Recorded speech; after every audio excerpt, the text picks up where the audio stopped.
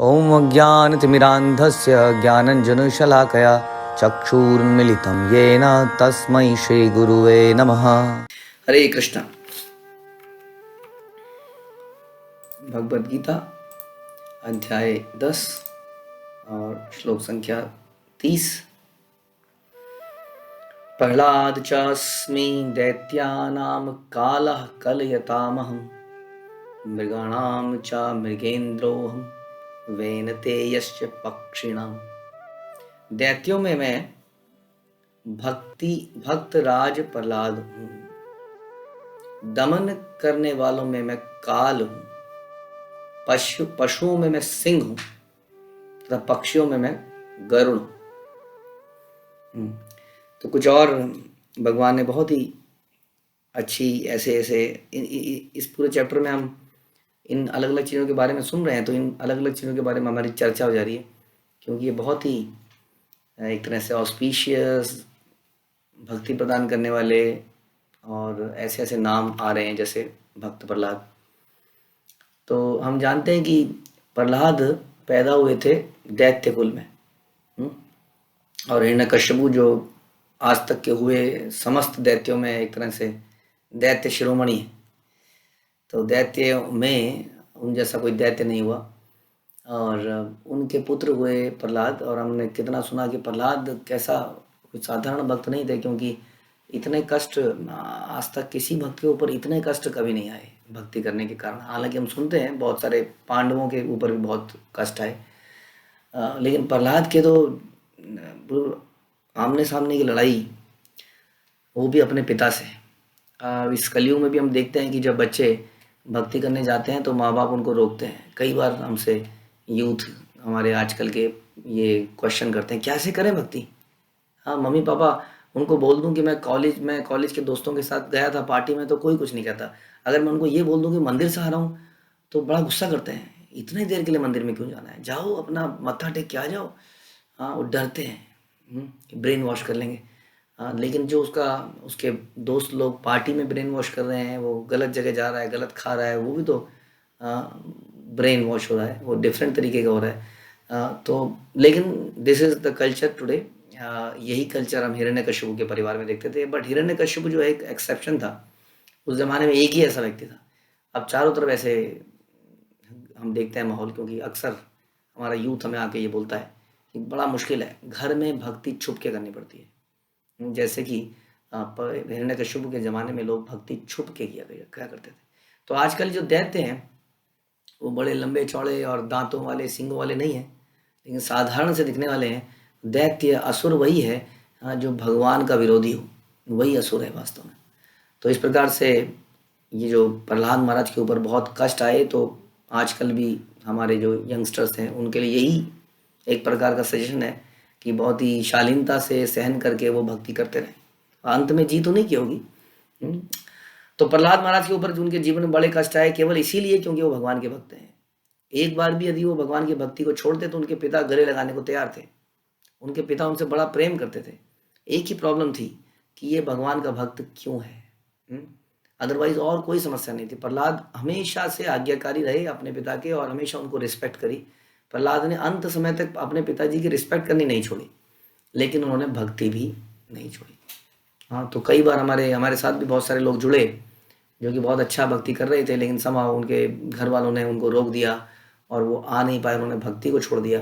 लेकिन प्रहलाद की तरह करना पड़ेगा। वाइल हमें अपने बड़ों को, सीनियर्स को, पेरेंट्स को सम्मान देना चालू रखना पड़ेगा, उनकी सेवा भी करनी जारी रहेगी। लेकिन एक धर्म के लिए हम सर्वोत्तम धर्म को नहीं छोड़ सकते।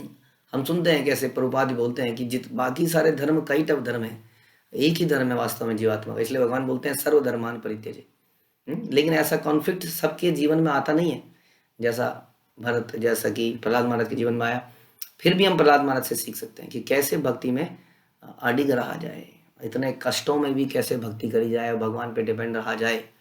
हाँ, तो इसी तरह से हमें भी करना पड़ेगा, क्योंकि आजकल जो है सारा ज़माना जो है भक्ति करने से रोकता है। कैसे हम शालीनता से, मृदुलता से अपनी भक्ति के रास्ते पे लगे रहें और अंत में हमें जीत अवश्य मिलेगी। हमने देखा है वास्तव में कि सूनर और लेटर पेरेंट्स, आसपास के लोग धीरे धीरे समझ जाते हैं इस चीज़ को कि इस व्यक्ति के अंदर वास्तव में कुछ है। और मुसीबत में उसी के पास फिर से लोग आते हैं, और पेरेंट्स को भी धीरे धीरे समझ में आता है, तो उसी बच्चे पे कल को नाज करते हैं। यहाँ तक कि हमने देखा है कि ब्रह्मचारी बनने पर पेरेंट्स ने बहुत बवाल किया, और बाद में जब वो ब्रह्मचारी, जब उन्होंने, उनके दूसरे बच्चों ने उनके साथ गलत स्वरूप किया और ब्रह्मचारी गांव में आए, गांव में प्रचार किया, सबने रिस्पेक्ट करी, तुम्हारा बेटा तो बड़ा गुणी है, तब उनका सीना जो है एकदम चौड़ा हो गया। तो इस प्रकार से हमें धैर्य रखना पड़ेगा, जैसे प्रहलाद ने रखा, हमें उत्साहित रहना पड़ेगा जैसे प्रहलाद। तो भगवान कहते हैं कि दैत्यों में मैं भक्त प्रहलाद हूँ। उसके बाद बोलते हैं दमन करने वालों में मैं काल हूँ। अब दमन बहुत सारे लोग करते हैं। दमन का मतलब हो गया, कोई व्यक्ति आया, उसने किसी कमजोर व्यक्ति की पिटाई कर दी, बड़े व्यक्ति ने छोटे व्यक्ति की पिटाई कर दी, राजा ने अपने प्रजा में से किसी को सूली पर चढ़ा दिया, पुलिस वालों ने किसी के ऊपर डंडे मार दिए, लॉकअप में बंद कर दिया। तो कई तरह का दमन संसार में हो सकता है। और अक्सर देखते हैं, इसलिए कहते हैं जो बलवान है वो बच जाता है, बाकियों को पीट पाट के वो धीरे धीरे आगे बढ़ जाते हैं। लेकिन बलवानों का भी बल समाप्त हो जाता है काल से। तो काल एक ऐसा दमन करने वाला है जो बड़े से बड़े बलवान को भी बिना उससे लड़े उसको समाप्त कर देता है। बस बैठे बैठे कुछ नहीं करता। काल इतना भयानक एक तरह का हमारा योद्धा है कि बड़े से बड़ा योद्धा है जो है, वो खा रहा है, पी रहा है, अपने दांतों को बचाने की कोशिश कर रहा है, शरीर को बचाने की कोशिश कर रहा है। हमने सुना था कि बहुत बड़ा एक डांसर थे जो कि कभी बूढ़े नहीं होने चाहते थे, हाँ, और उसके लिए वो दवाइयाँ, ऑपरेशन, ये वो, और वो 40 से 50 साल के बीच में ही मर गए। और उनके पेट में जब मरे तो उन्हें नींद की गोलियां उनके पेट में से निकली। तो कहने का मतलब है कि आदमी बहुत प्रयास करता है इस काल से बचने के लिए, बहुत पैसा भी लगाता है, लेकिन वो बच नहीं पाता है।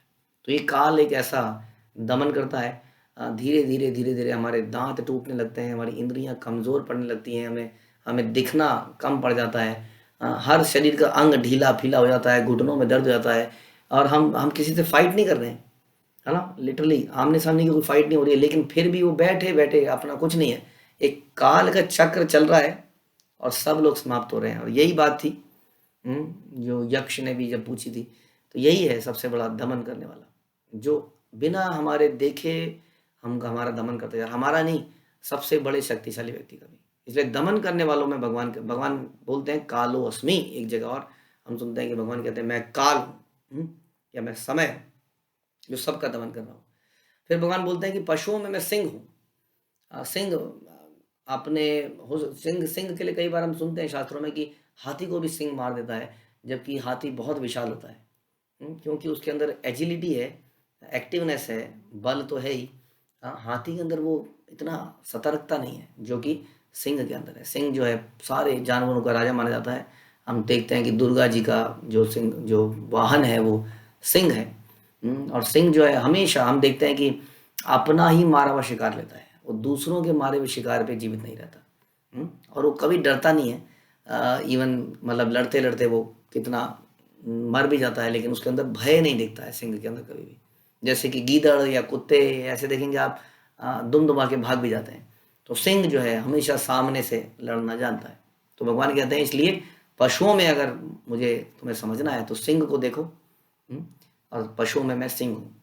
लोग जो है पुराने ज़माने में जब ये अलाउड था, तो एक शेर को मार के गोली वोली मार के दूर दूर से, कहीं 1 किलोमीटर दूर से गोली मारी, वो मर गया, उसकी खाल उतारी, खाल के ऊपर चढ़ गए और फोटो लगा दी अपने ड्राइंग रूम के अंदर, जिसमें कि उसकी खोपड़ी दिख रही है, पीछे से उसकी खाल है।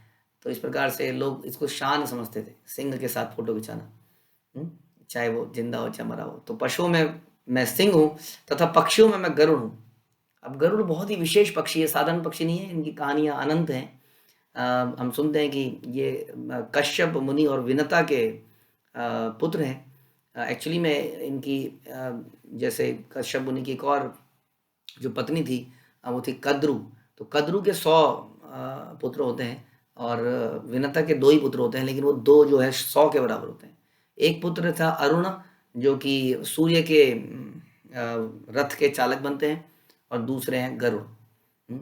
तो गरुड़ जो है बाद में भगवान, जो एक बार क्या होता है कि कद्रु और विनता के बीच में आपस में कुछ शर्त लगती है, और उसको हारने के कारण जो विनता है वो लाइफ लॉन्ग उनकी सर्वेंट बन जाती है गरुड़ की।